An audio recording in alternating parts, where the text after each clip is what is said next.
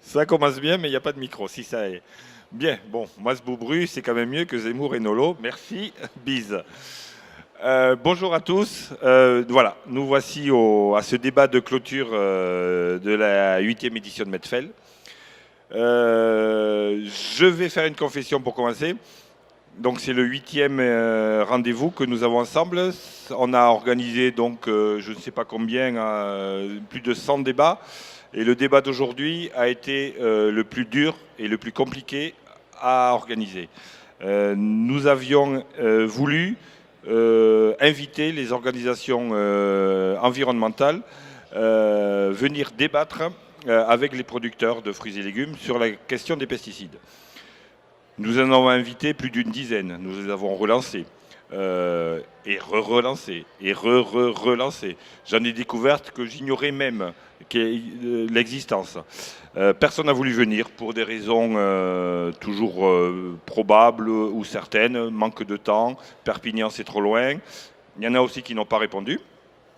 Voilà, dont acte, on va en parler, mais il fallait le dire au départ. Donc aujourd'hui, notre débat va être sur quel dialogue entre la production de fruits et légumes et la société sur cette question des produits phytosanitaires, des pesticides, des traitements des cultures dans la production de fruits et légumes. Juste une anecdote quand même, une des organisations invitées, et celle-là, elle ne m'a pas répondu, donc je peux la citer. Greenpeace a fait avant-hier dans Perpignan une manifestation contre les pesticides.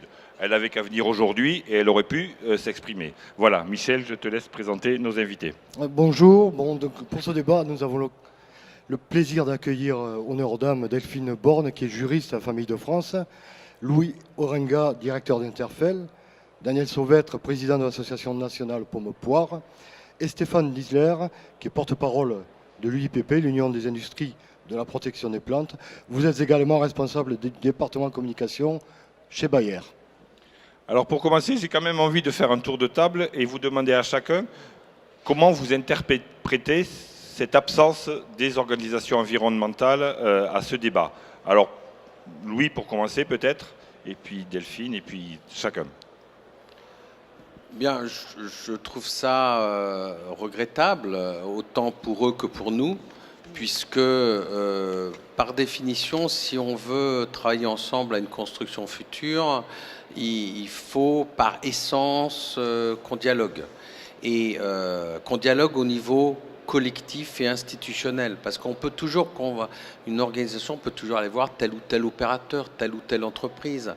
Et on arrive à une situation où ça devient plus du marketing, de la com, que de vraies solutions du champ des possibles.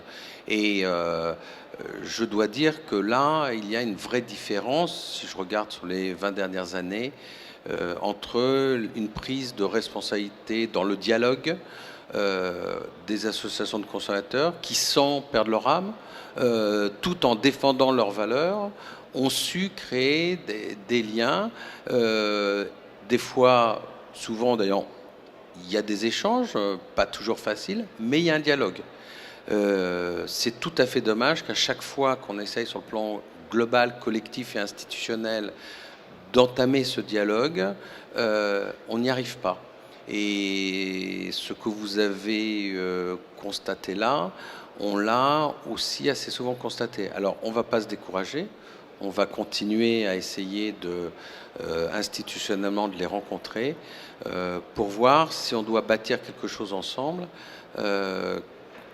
qu'on prenne en compte ce qu'ils souhaitent, mais qu'ils prennent aussi, même si des fois ça va à l'encontre de leurs idées reçues aussi, qu'ils acceptent qu'on a aussi des contraintes, mais qu'on progresse.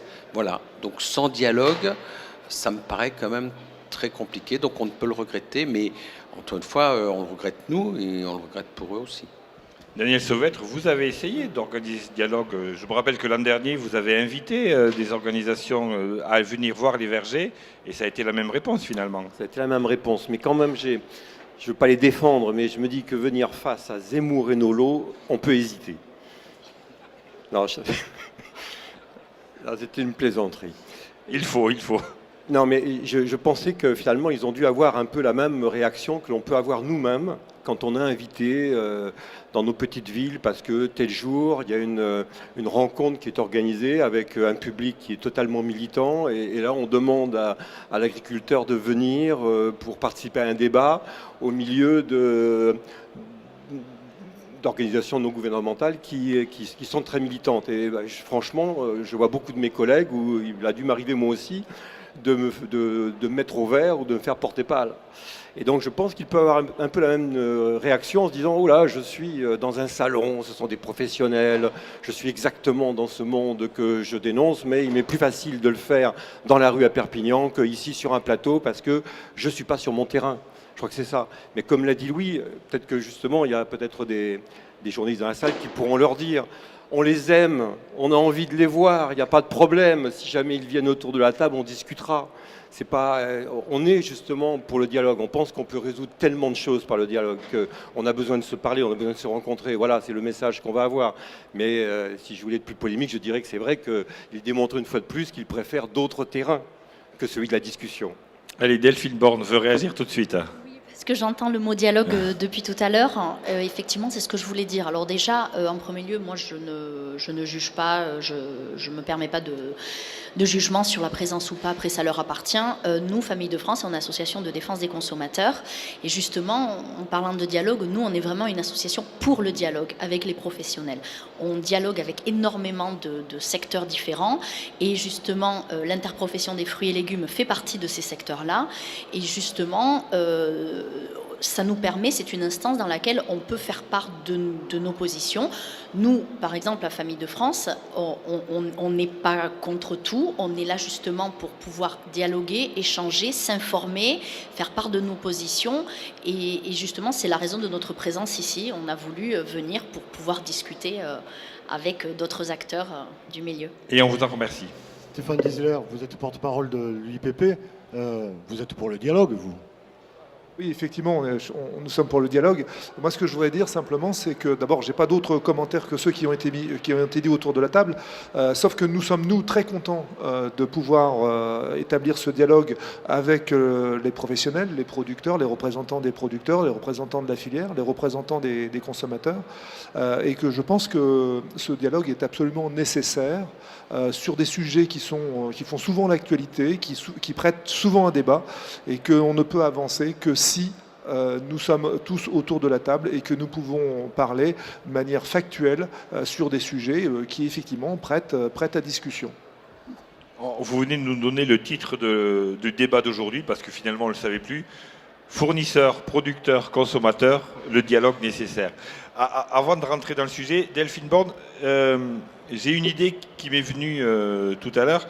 Les associations de consommateurs, vous êtes 15 reconnus par les pouvoirs publics. Pourquoi on ne peut pas faire ça avec les organisations environnementales? Parce que en préparant ce débat, j'en ai découvert des dizaines dont j'ignorais l'existence. Vous êtes représentatif. Comment ça fonctionne et pourquoi on ne peut pas transposer ce modèle avec ces organisations environnementales? Alors déjà, je vais vous présenter, nous, comment ça fonctionne pour la défense des consommateurs. Après, je ne connais pas assez le secteur des ONG. Nous avons un agrément délivré par l'État qui est renouvelé tous les 5 ans. Nous devons après justifier de notre activité tous les ans.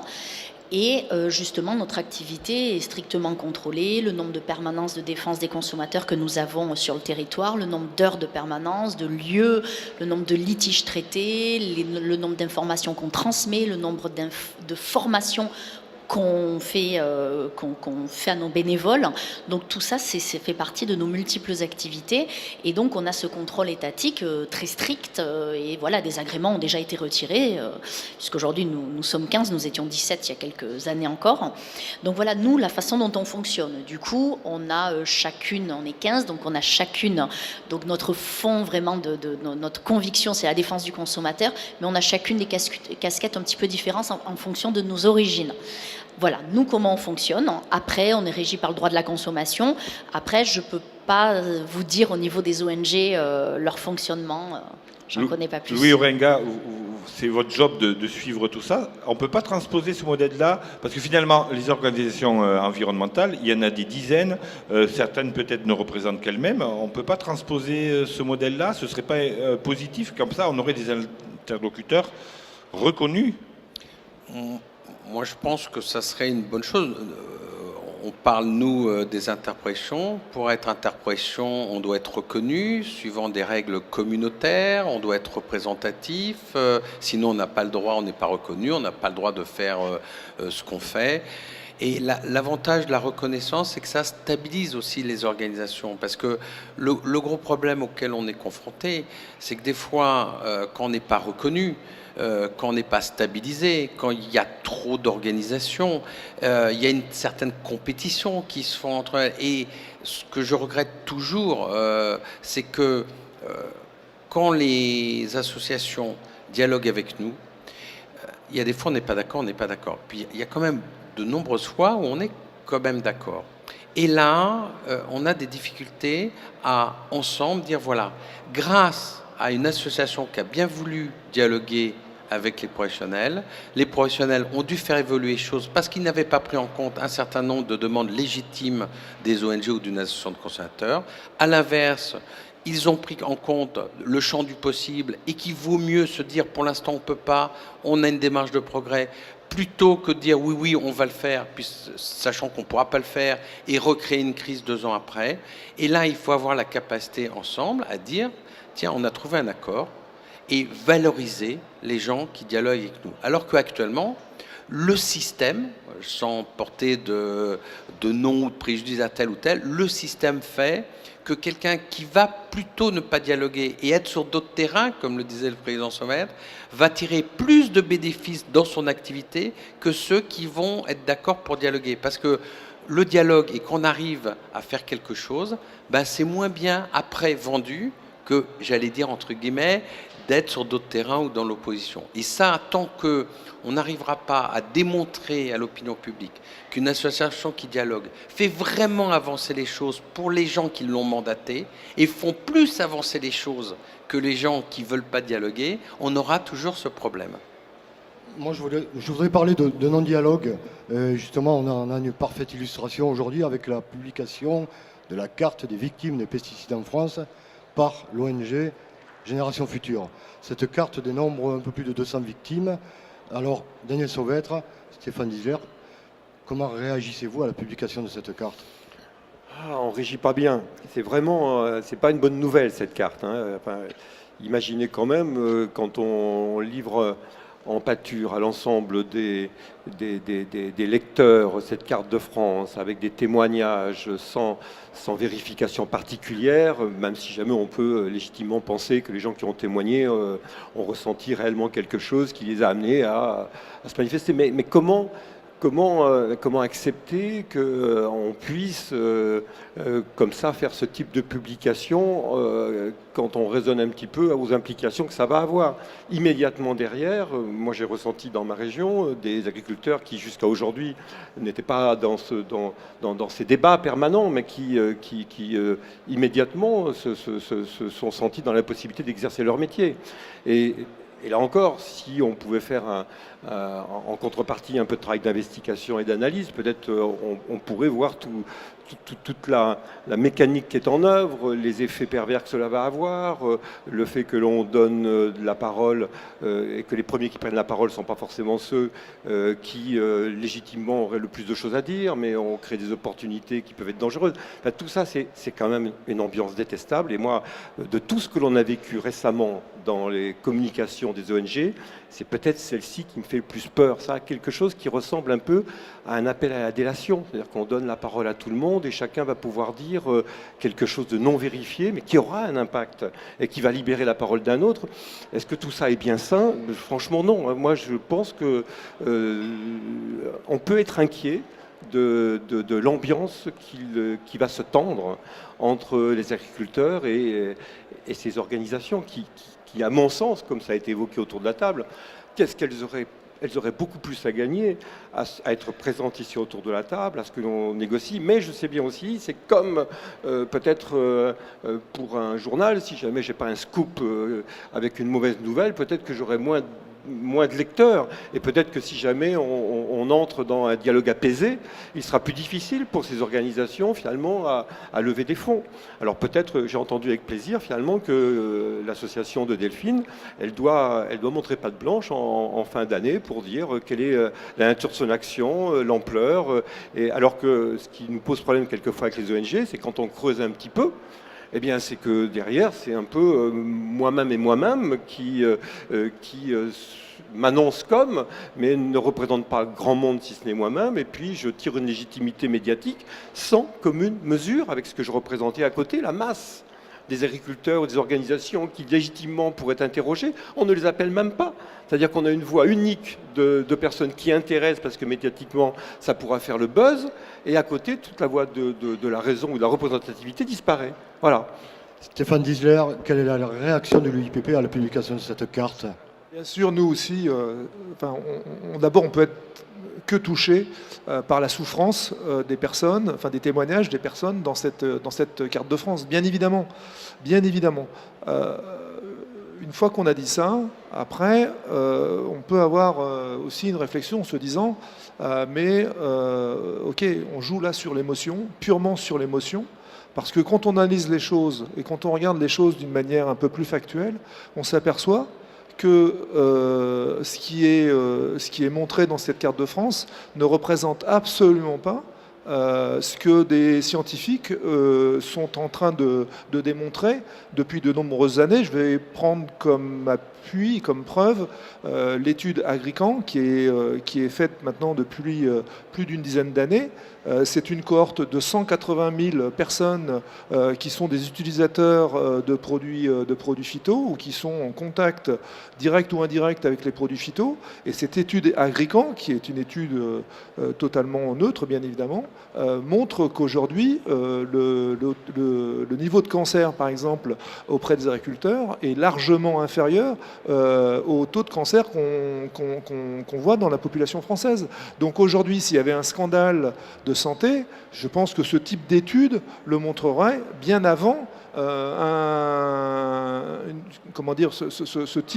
ce type de message très médiatisé qui joue uniquement sur l'émotion et sur la peur et qui veut mettre en confrontation des systèmes les uns contre les autres, alors que tous autour de la table, là on est tous pour aller vers plus de dialogue. Et je ne pense pas effectivement que c'est quelque chose qui permette de faire avancer ce débat et de préconiser un dialogue serein.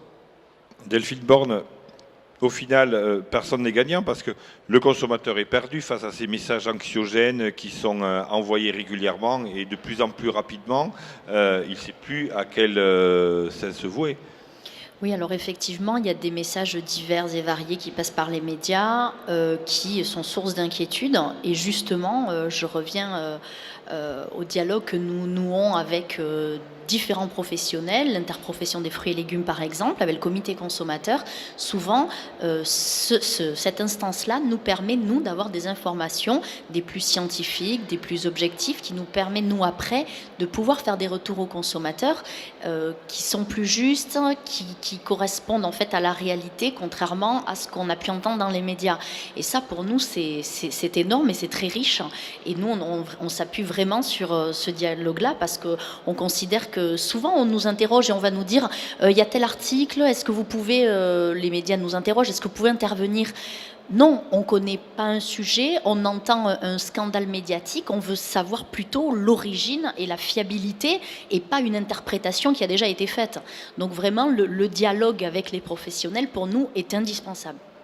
Donc, Daniel Sauvêtre, je crois qu'il y a une ouverture là. Il y a un message à faire relayer par les consommateurs sur votre métier, la façon dont vous le faites, et puis le tapage qu'il y a autour des pesticides.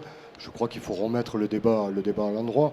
Et là, je pense que les associations de consommateurs sont peut-être là pour faire relayer ce message. Finalement, ce n'est pas Greenpeace qu'il faut éviter dans vos vergers, c'est Delphine. Ah, mais, On est invité d'ailleurs, hein, je me permets, D'ailleurs. justement via Delphine est l'interprofession des invitée fruits et permanente, légumes. pas de souci. Euh, Comme d'autres. Delphine et ses camarades des autres organisations. Bien Oui, sûr, tout à bien fait. sûr, On bien est très sûr. nombreux, donc on fait partie du comité consommateur de Ouais. l'interprofession des fruits et légumes et on a visité des vergers, des exploitations, des lieux de conditionnement, effectivement, oui. Et c'est devenu maintenant, alors je parle pour la pomme et la poire, mais je pense que d'autres filières vont agir de la sorte. Aujourd'hui, justement, ça nous a mis face à notre responsabilité qui est que nous devons prendre la parole et raconter la vraie histoire de ce que nous faisons dans les vergers et pas simplement être en réaction quand il y a telle ou telle attaque, mais nous avons un devoir d'information, d'explication, d'accueil du public, de montrer les progrès que nous faisons, ce que nous avons encore à faire. Et ça, ça doit être notre démarche permanente positive et qui, dont le calendrier ne doit pas être rythmé par les attaques des uns et des autres. Alors, si je devais juste évoquer à chaque fois que quelque chose est un peu monstrueux, comme je l'ai évoqué tout à l'heure pour la carte de France, ça arrive à un moment aussi où depuis quelques années, on a pris conscience, on sait que l'application d'une protection phytosanitaire doit être confinée sur la parcelle à laquelle elle est destinée.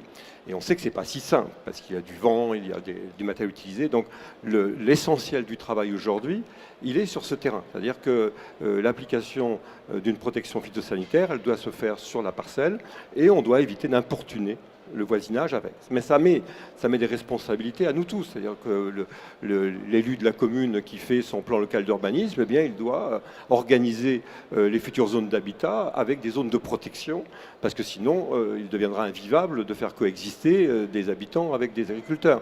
Donc ça veut dire qu'on doit homologuer des barrières naturelles qui sont des haies quand on crée des choses. Aujourd'hui, on a tout un mouvement justement chez nos collègues arboriculteurs pour faire la promotion justement de la création de haies en même temps que l'on plante des parcelles, tout ce qui va viser justement à avoir une séparation physique qui permettra d'avoir la pratique du métier sans que les personnes qui habitent alentour soient gênées. Mais on a besoin... une haie, ça ne pousse pas en 2 jours, quoi. Donc il faut, et comme ça a été dit tout à l'heure, on ne vit pas un scandale innommable qui justifierait que, toute affaire cessante, on modifie nos pratiques. Mais en revanche, il faut s'engager maintenant résolument vers la coexistence entre l'agriculture et les habitants qui amène quand même la mise en œuvre de certains moyens. On est là-dedans. C'est tout le travail que vous faites dans le cadre des vergers ouverts, montrer le lien fort entre l'homme, la production et le territoire. Stéphane Diller, vous voulez ajouter quelque chose? Oui, il y a un point important, je crois qu'il y a 3 éléments constitutifs pour que les choses se passent bien ou se passent mieux. La première chose, ça va être l'innovation que l'industrie phytosanitaire peut amener. Et depuis 30 ans, cette innovation n'a pas cessé d'arriver avec des produits qui sont de moins en moins dangereux. La deuxième chose, c'est la réglementation. Il faut savoir qu'en Europe, et en France en particulier, et c'est plutôt une bonne chose, on a la réglementation la plus stricte au monde. Ce qui est un élément quand même rassurant de sécurité pour le consommateur et pour l'environnement. Puis la troisième chose qui me paraît importante, et c'est ce que disait Daniel Sauvêtre, c'est tous les efforts que font les producteurs vers les bonnes pratiques pour que lorsqu'il y a besoin de ces produits phytosanitaires, eh ben, ils soient appliqués dans les meilleures conditions.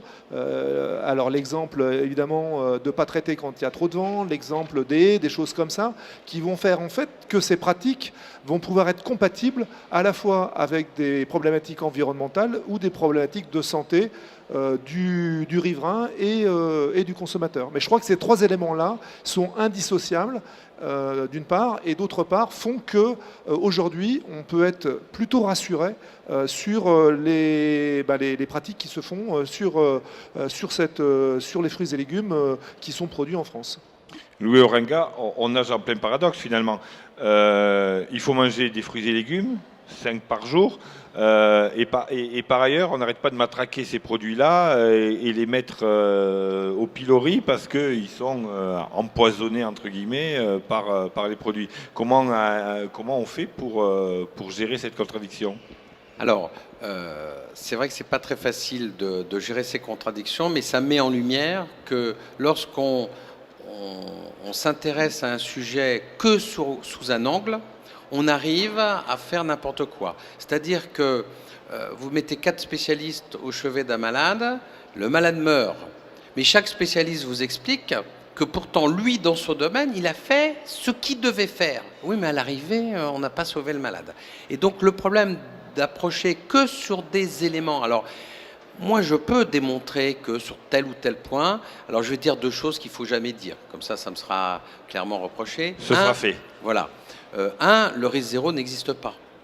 Et les phytos, par définition, c'est comme pour les médicaments pour les hommes, c'est une matière active, qu'elle soit chimique ou qu'elle soit naturelle. Elle a un effet, d'ailleurs, sinon on ne l'utiliserait pas.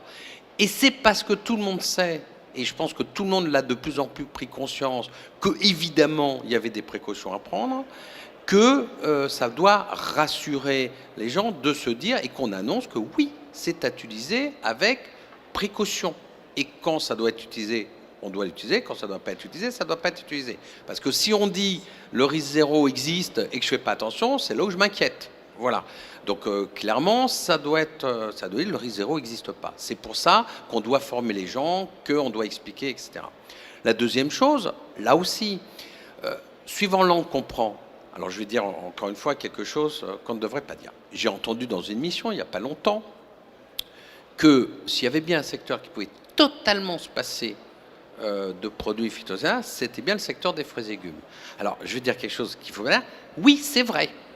De la même manière que si on me dit que aller de Paris à Perpignan à pied, c'est possible, eh ben c'est vrai. Le problème, c'est pas ça. C'est que si on me dit qu'il faut que j'aille de Paris à Perpignan en 24 heures, là, je ne sais pas le faire à pied. Je peux y aller éventuellement avec un peu plus de temps à bicyclette ou en train. Puis si on me dit qu'il faut faire en 3 heures, là je vais. Donc le problème n'est pas d'annoncer quelque chose. Le problème est de se mettre tous d'accord ensemble sur qu'est-ce qu'on veut demain entre les attentes citoyennes, les demandes des consommateurs et la capacité qu'a une filière à répondre à ces attentes et à cette demande. Et ça, c'est le vrai sujet. Mais si on ne se rend compte pas, on peut toujours chacun de notre côté mettre des points précis où on va démontrer que chacun a raison. Et d'ailleurs, chacun aura quelque part raison. Sauf que le consommateur, pour revenir à ce qui était dit tout à l'heure, il va nous interpréter en disant « je n'y comprends plus rien ». Et à juste titre, puisque chacun aura vu. Alors, par rapport à la question qui était posée, oui, aujourd'hui, le vrai risque, où l'ensemble de la communauté scientifique, qui connaît bien aussi problèmes phytosanitaires, qui connaît, on va aussi employer un autre mot qui fâche, les interrogations qu'on a sur des perturbateurs endocriniens, etc.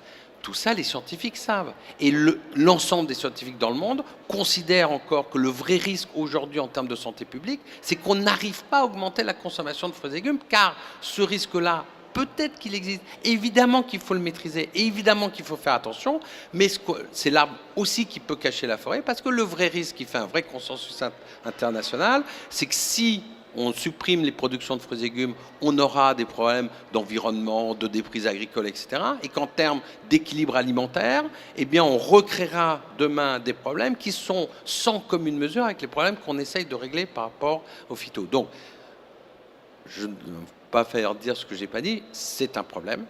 Il faut trouver des solutions, il faut voir le champ du possible, se mettre d'accord sur les champs du possible et bien avoir à l'esprit qu'on ne peut pas aborder la chose, aussi importante soit-elle, et c'est un sujet important, en oubliant d'autres fondamentaux, qu'aujourd'hui, le problème d'équilibre alimentaire et nutritionnel, c'est de manger équilibré, et que pour y arriver, tout le monde est d'accord pour dire qu'on doit augmenter la consommation de fruits et légumes. Et il faut trouver les moyens objectifs et les plus factuels pour arriver à cette augmentation.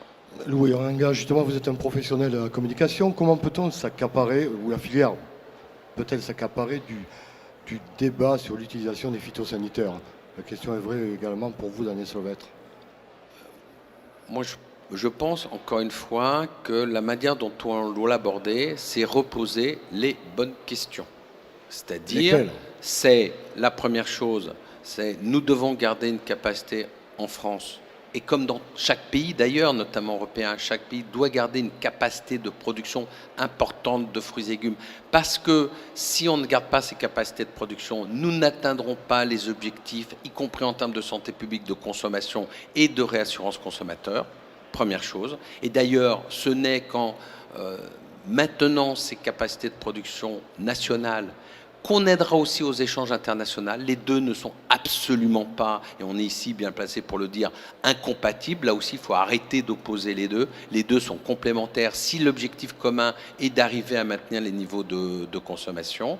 Et la deuxième chose, c'est en termes de consommation, de rappeler les vrais enjeux. Et qu'une fois qu'on a défini ces vrais enjeux, et ça, il faut le poser en termes d'information globale, que d'ailleurs, ensuite, on traite dans ce contexte-là de dire quel type d'utilisation on doit avoir pour garantir ce niveau de production et le niveau de consommation, là, c'est pertinent. Donc, il faut remettre l'information au bon niveau. Si on l'aborde que sous l'angle phytosanitaire, et à l'intérieur d'ailleurs des phytosanitaires, que sous un angle particulier à l'intérieur des phytosanitaires, je vais avoir 100 personnes qui vont, les 100, avoir raison sur ce qu'ils vont dire, sauf qu'on va tuer le malade. C'est-à-dire qu'en gros, on va peut-être ne pas atteindre les objectifs de santé publique, et en plus, c'est sûr, on n'aura plus de producteurs.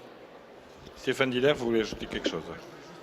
Juste réagir par rapport à un point qui a été dit, c'est que dans une enquête récente qui a été faite par BVA, le consommateur français, je pense que Delphine Borne va pas me contredire, le consommateur français recherche d'abord des produits d'origine française, avant tout.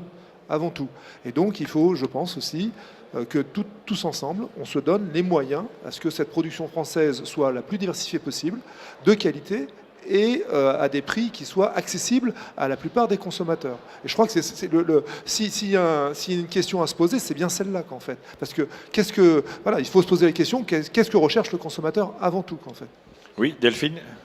Je suis entièrement d'accord avec ce qui vient d'être dit. On rajoute aussi qu'il soit bon pour la santé, bon pour l'environnement, et je pense qu'on est complet et du coup qu'on est tous un peu sur la même...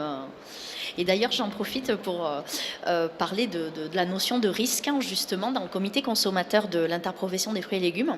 Un sociologue est intervenu en début du mois d'avril, Monsieur Fischler, qui nous indiquait, et ça nous a beaucoup marqué, nous, associations de consommateurs, les divergences de perception des risques. Il y a la perception du risque par le consommateur, et on s'est rendu compte avec les chiffres, alors, malheureusement, je ne les ai pas, j'attends la présentation de ce monsieur. Louis va nous les rappeler, il les a en tête. En gros, la perception du risque par le consommateur n'a strictement rien à voir avec la réalité du risque comme elle ressort des scientifiques en réalité. Et on a été effarés, nous, associations de consommateurs. Donc en fait, en gros, pour résumer, le consommateur des fois voit des risques énormes sur des choses qui scientifiquement ne représentent pas vraiment un gros risque, et le contraire, des consommateurs sont rassurés de certaines choses qui en fait représentent un gros risque. Et ça, vous voyez, nous, en tant que représentants d'associations des consommateurs, c'est très bien qu'on ait des informations telles que celle-ci. C'est très important, et ça montre bien que les consommateurs n'ont pas vraiment des vraies sources d'informations. Alors Louis, les chiffres, et puis après on va donner la parole.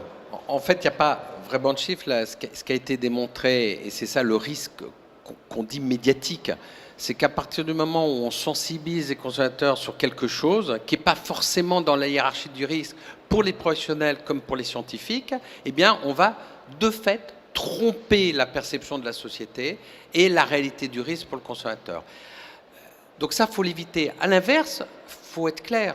Lorsque les scientifiques et les professionnels identifient un risque, même que le consommateur n'a pas identifié, on doit aider le consommateur à identifier ce risque-là. C'est pour ça qu'il faut que ce soit dans les deux sens.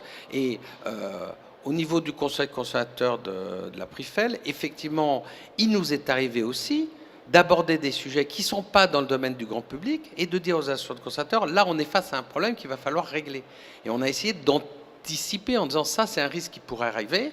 Donc, voilà, on tient à vous dire, on va essayer de mettre en place tout ce qu'on peut. Et c'est pour ça que donner des affirmations de part et d'autre, sans dialogue, on arrive à une société qui ne va plus fonctionner.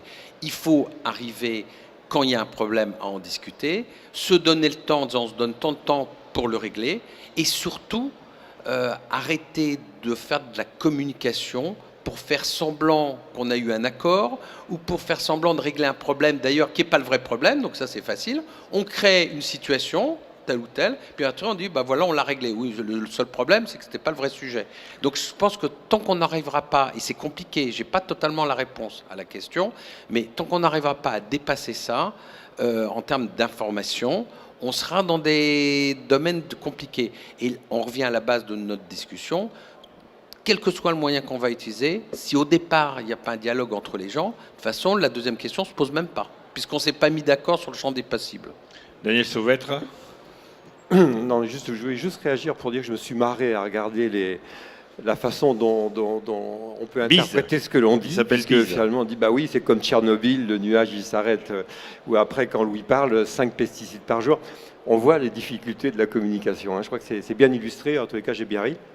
Je pense qu'on a besoin maintenant, il faut qu'on fasse, vous savez, le Grenelle de l'environnement. L'année dernière, on a fait les assises des fruits et légumes. Je crois qu'il faut qu'on arrive à avoir une rencontre qu'on pourrait appeler les assises de la protection des plantes, où on essaie quand même de tout mettre sur la table, ce qu'a évoqué très bien Louis, tous les enjeux à la fois, et qu'on montre ce que j'appelle moi le chemin des crêtes, c'est-à-dire la voie moyenne que l'on se donne à suivre pour protéger l'environnement, le consommateur, produire et optimiser tout ce que nous savons aujourd'hui. Il faut qu'on arrive à le faire. J'étais frappé l'an passé. On a eu un colloque qui était organisé par le député Dino Cinieri à l'Assemblée nationale sur les abeilles.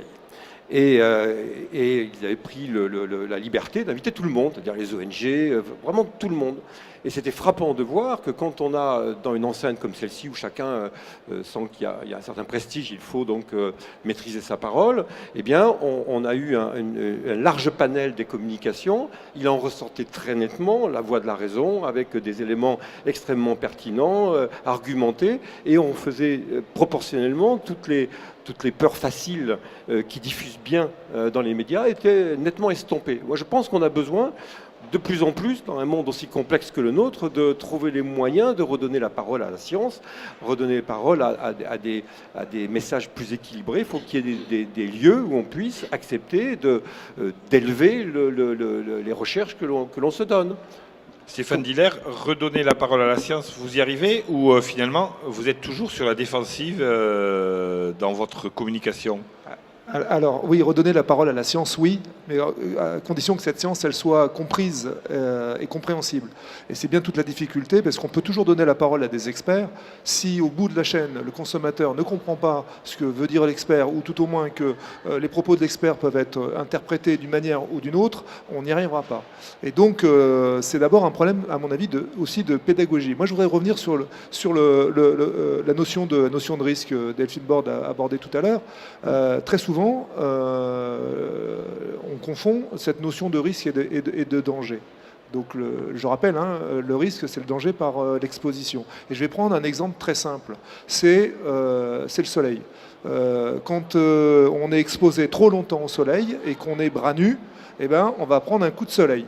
Okay. Ça, c'est le risque de prendre le coup de soleil. Si par contre on prend des bonnes crèmes solaires et qu'on met un t-shirt à manches longues, on n'a aucun risque d'attraper un coup de soleil. Ben, voilà une image qui est facile à comprendre de la part de tout le monde et qui explique de manière assez simple ce que c'est que cette notion de risque et de danger. On est effectivement quand on travaille avec des produits phytosanitaires qui soient de manière conventionnelle ou d'utilisation biologique, on est sur des produits qui ne sont pas anodins, bien évidemment.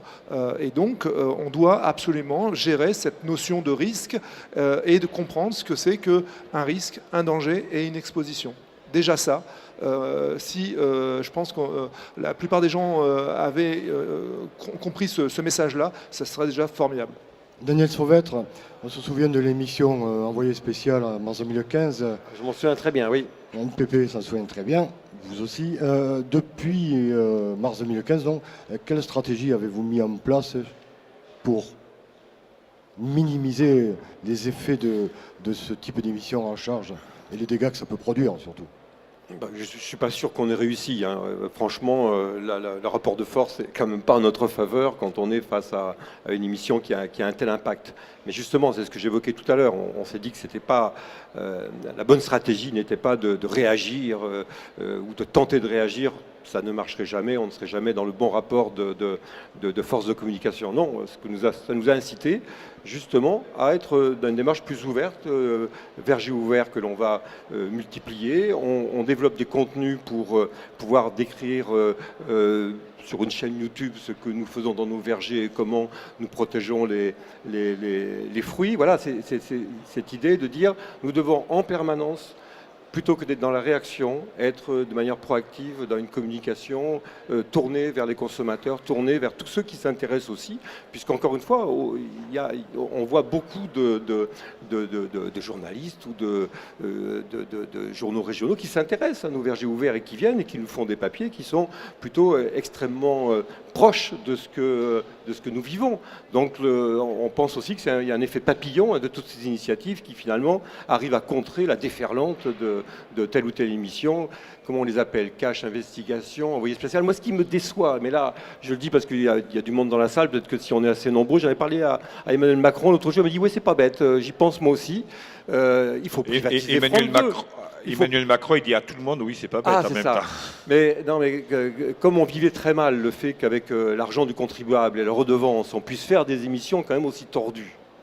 Alors que moi, je rêve de payer ma redevance pour avoir la BBC, c'est-à-dire quelque chose de droit, enfin, qui fasse que je sois fier d'avoir une information objective. Mais si c'est pas ça, je privatise. Donc je crois qu'il faut qu'on demande de privatiser France 2 et à chaque fois qu'on s'égare de l'orthodoxie, eh bien, on peut au moins se libérer. Peut-être on se ferait plaisir.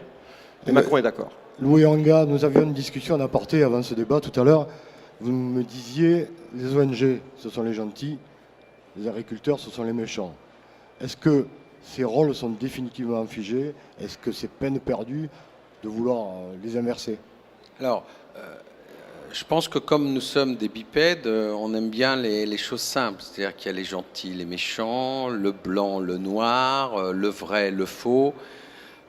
Et ça, c'est vrai que la pub, c'est simple. Quand on fait de la pub, voilà, en 15 secondes, on dit, n'est-ce pas, il est bien mon produit, voilà. L'information, c'est beaucoup plus compliqué. Parce que d'abord, je ne sais pas dire ça, je ne sais pas donner une information en 20 secondes. Si elle est en 20 secondes, forcément, elle est tendancieuse dans un sens ou dans l'autre. Et deuxièmement, le problème de l'information, c'est qu'il faut que tout le monde soit d'accord, d'abord sur le constat, et ensuite sur l'information qu'on doit donner. Alors effectivement, si on reste dans la posture de dire un secteur économique défend des intérêts et une ONG défend des causes, et donc par définition, l'intérêt économique a toujours tort et la cause a toujours raison. La réalité est plus complexe. On ne défend pas une cause sans un modèle économique derrière qui permette de continuer à défendre la cause. Et d'un autre côté, quand on est en collectif, lorsqu'on défend toute une filière, un produit qui est les fruits et légumes, il y en avait il y a des milliers d'années. Et j'espère qu'il y en aura dans des milliers d'années. On défend des métiers génériques. On ne peut pas se permettre de défendre des intérêts contre l'intérêt général ou l'intérêt public ou le consommateur. Ça, c'est une vision simpliste. Alors c'est facile d'aller dire ça et tout le monde va se dire bah oui, c'est logique. Ouais, mais c'est pas logique du tout. Et justement, il faut casser cette logique, évidemment simple à comprendre. Si je fais une pub en 10 secondes, je dis voilà, il y a les gentils et il y a les méchants. Et puis je vous explique qu'eux, ils défendent des intérêts et les autres une cause. Ça marche, il n'y a aucun problème. Si on fait une thèse pour me démontrer que ça va marcher, je fais l'économie de la thèse. On aura gagné 3 ans pour l'étudiant qui va essayer de le faire. Moi, mon sujet, c'est comment je fais pour dire et expliquer que ce n'est pas si simple que ça.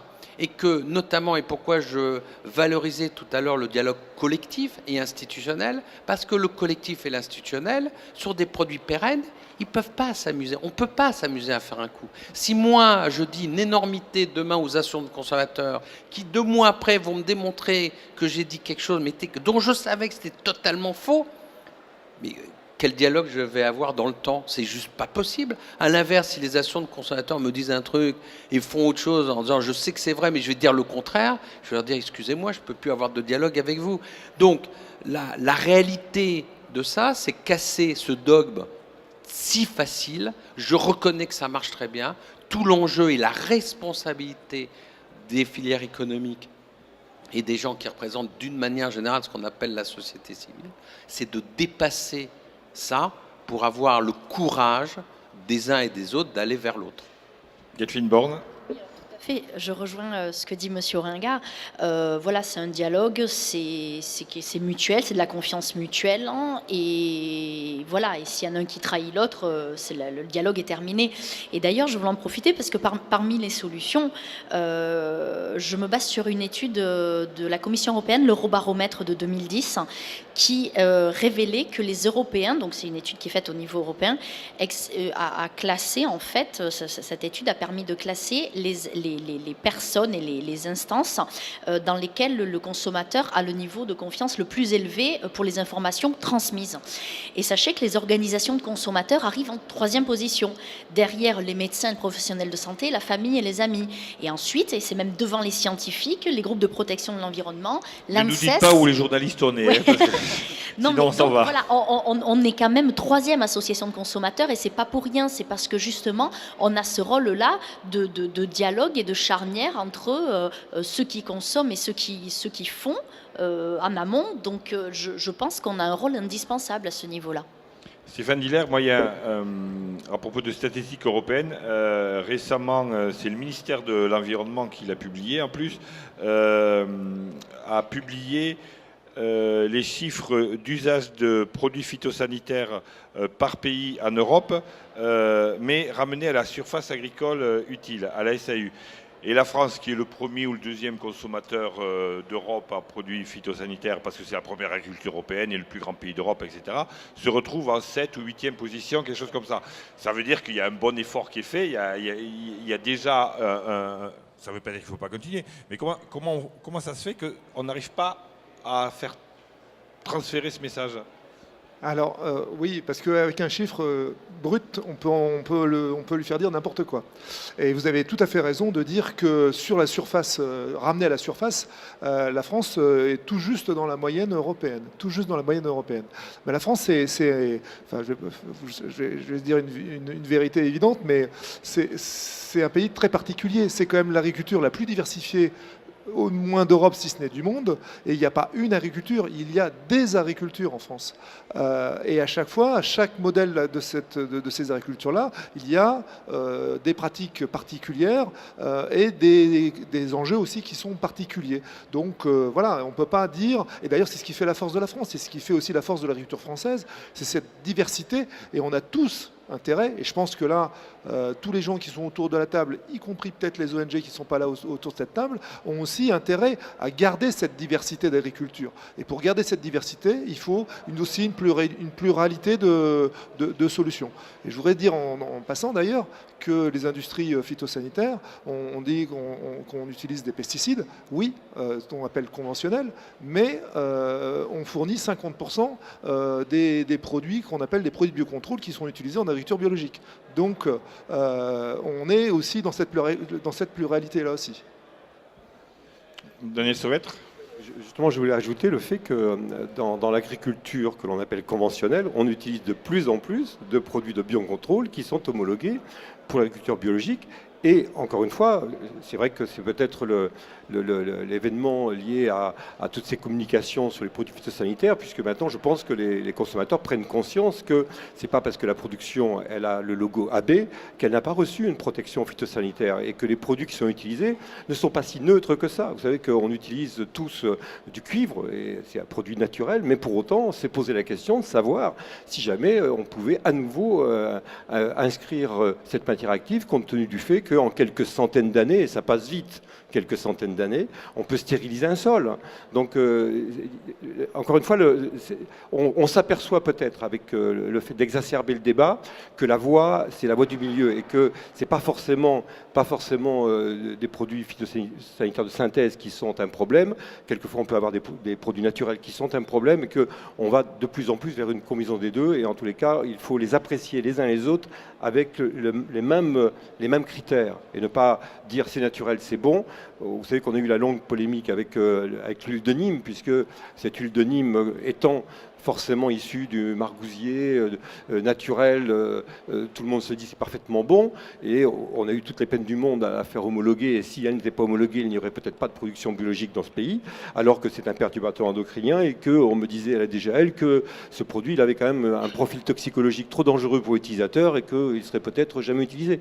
De grâce, quoi. Il faut remettre un peu de raison dans tout cela, quoi. Stéphane Diesler, il semblerait que le tableau ne soit pas si noir que ça, puisque l'UIPP a mené une étude qui dit que les riverains entretiennent de bonnes relations avec leurs voisins agriculteurs. Est-ce que vous pouvez nous en dire plus sur cette étude ? Alors oui, c'est une étude qui est très récente et qui fait écho à certaines polémiques qui ont été lancées encore ces derniers temps. Et l'UPP a voulu savoir ce qu'il en était réellement. Et quand on interroge plus de 1000 riverains qui sont à proximité des champs des agriculteurs ou qui sont à proximité des fermes, on s'aperçoit en fait que ces mêmes riverains ont de très bonnes relations avec ces agriculteurs-là. Plus des 2/3 de ces riverains déclarent avoir des relations qui sont tout à fait excellentes, tout à fait bonnes avec ces agriculteurs-là. Il y a, je crois, le chiffre était de 0,8%. 0,8% de riverains qui ont un litige avec des agriculteurs. Et souvent, ce litige n'est pas lié forcément d'ailleurs à l'utilisation de produits phyto. C'est souvent lié à des problèmes de cadastre ou de voisinage très très classiques comme tout à chacun on pourrait avoir. Voilà. Ce qui est aussi un autre élément intéressant de cette étude, c'est que ces riverains font confiance à leurs agriculteurs dans l'alimentation. Et je pense que ça, c'est un point très important aussi. Alors on s'achemine vers le mot de la fin. Delphine, Daniel Sauvette d'abord. Même si ce sont que 0,8%, notre message, c'est de dire qu'à chaque fois qu'un voisin a un souci, il faut aller le voir, il faut écouter sa demande et il faut voir avec lui comment trouver une solution. C'est ça la démarche. La démarche doit toujours être de se tourner vers celui qui est indisposé par la pratique agricole et voir comment on peut améliorer les choses. Ça ne peut pas être autre chose, c'est notre message. Alors ce sera le dernier mot de Daniel Sauvette, le dernier mot de Stéphane. Et encore, c'est le dialogue qui est important, parce que le dialogue doit se faire entre les représentants des parties prenantes telles que nous sommes aujourd'hui, hormis les ONG, mais c'est pareil entre effectivement riverains et agriculteurs. Il doit y avoir ce dialogue nécessaire pour que les uns expliquent les enjeux des autres. Le dernier mot de Delphine Borne. Oui, alors moi j'avais juste deux petites choses. Là, quand vous parlez de la confiance des consommateurs, quand même, moi je relève toujours de cette étude d'Eurobaromètre de 2010 que quand même il y a un Européen sur 5, c'était en 2010, donc avec les crises on pourrait et penser le chiffre peut-être un peu plus élevé aujourd'hui, un Européen sur 5 qui a cité les produits chimiques, pesticides et autres substances comme source de préoccupation majeure. Donc les gens se posent des questions. Et je voulais rebondir sur le bio. Justement, c'est le rôle de tous. Et nous aussi, association de consommateurs, on essaie d'expliquer aux consommateurs. On n'est pas pour, on n'est pas contre le bio. On veut juste expliquer ce qu'est le logo AB, l'agriculture biologique, parce que ce n'est pas ce que le consommateur croit. On est encore avec une différence entre la perception et la réalité. Alors ça, ce sera le débat de l'an prochain. Le dernier mot de Louis Orenga. Non, je dirais simplement que appliquons le principe de précaution à une communication tout azimut sur les phytosanitaires ou les pesticides ou comme on veut les appeler, puisque j'ai vu que maintenant il y a même un nouveau mot pour les produits qui seront dits entre guillemets naturels. Appliquons le principe de précaution parce que in fine, gérons le risque si demain on met à mal tout le système productif français en fruits et légumes et que si demain on arrive à une situation où à un prix accessible pour tout le monde, on arrivait non pas à consommer 5 fruits et légumes par jour, mais qu'on arrive à démontrer qu'on a redescendu le niveau qui aujourd'hui est encore trop faible.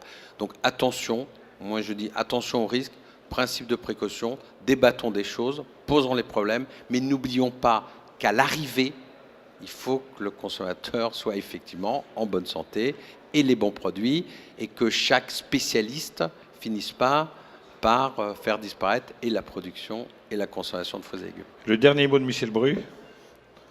Merci à tous.